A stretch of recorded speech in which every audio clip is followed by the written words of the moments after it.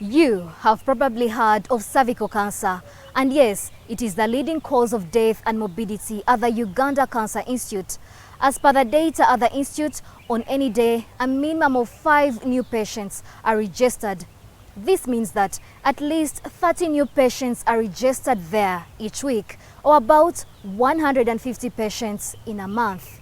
Cervical cancer is a situation where one has an abnormally growing mass or tumor in the area of the cervix. The cervix is the lower part of a woman's womb, the upper part being called the corpus. So within the womb, there are 2 areas of a woman that are prone to cancer. There is cancer of the cervix, which in Luganda is called kokolo omnagwanabana.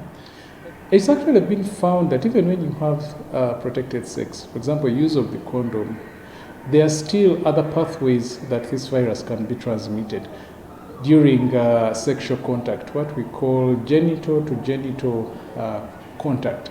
According to Dr. Martin Origa, a gynecologist-oncologist, cervical cancer is caused by the human papillomavirus, or call it HPV, which is commonly spread through sexual contact. However, Dr. Origa notes that not all HPV infections lead to cancer. 95% of the women, they will be able to cure of this virus within 2 years, as long as their immunity is good. However, if their immunity is compromised, for example, if there is HIV, AIDS, if there is unmanaged diabetes, if a woman is on any immunosuppressive medication, the chances of that virus leaping from a docile state into an active one and actually causing cancerous changes begins to go up. According to experts, unfortunately, most women in Uganda only seek medical attention after the disease has advanced to its late stages, reducing the chances of successful treatment. Only between 25 to 30% of women have been screened once in their lives. The bad news is that there are no early warning signs for cervical cancer. In the 10-12 years between infection and the outbreak of cancer, we say the woman is indolent, as in there are no symptoms, but changes are happening at a microscopic level.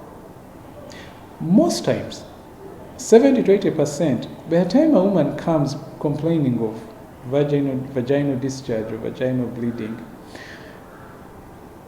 we see in the Cancer Institute, we are talking of stage 3, which is advanced. Several factors increase the likelihood of HPV persistence, such as weakened immunity. Women with HIV/AIDS are more likely to develop cervical cancer compared to those without HIV. Multiple sexual partners, this increases exposure to high-risk HPV types, among others. For example, in women who have HIV, AIDS, it has been found that cervical cancer is up to 7 to 9 times higher than women who are not HIV infected.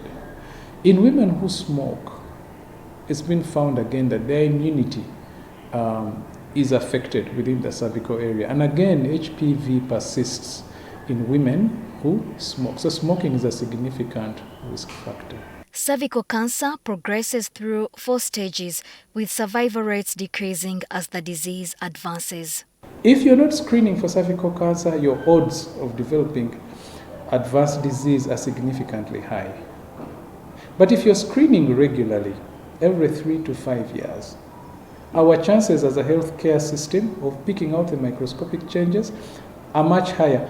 And the good news again is that when these microscopic changes are found, you can be cured at levels of 100% with minimal interventions. Now, despite the availability of vaccines and screening, uptake remains low.